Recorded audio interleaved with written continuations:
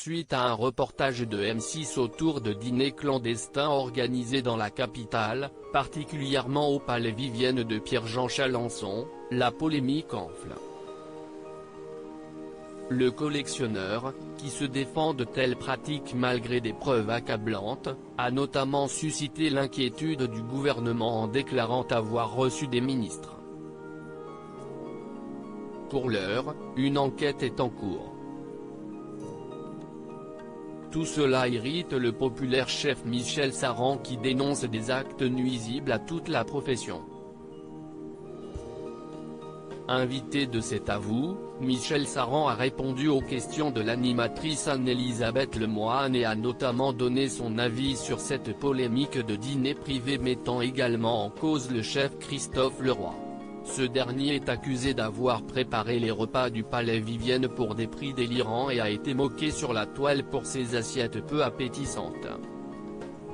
Si est-il lamentable et à proprement parler scandaleux parce que ça discrédite une profession par rapport aux Français, dans une période qui est assez compliquée pour nous.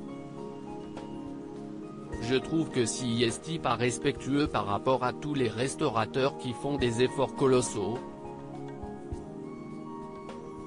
Parce que, même si on reçoit une belle aide qui correspond aux frais fixes, environ 30%, ce n'est pas là-dessus qu'on vit, a-t-il d'abord rappelé, en évoquant les aides reçues par l'État depuis la fermeture des restaurants pour cause de pandémie de Covid-19.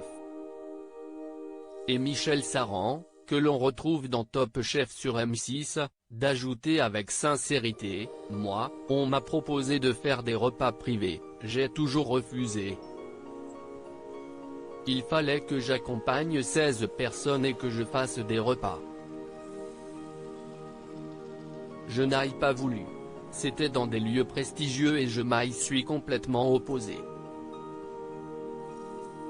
Très en colère, le chef âgé de 59 ans, a distribué les tacles. « Je ne comprends pas que des personnes puissent aller dans ces restaurants.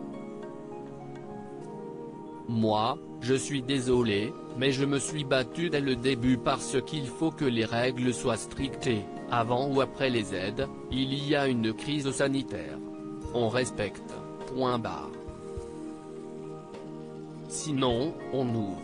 De même que je suis pas d'accord non plus de voir que des repas se passent dans des instances, des ministères ou autres alors que nous sommes fermés.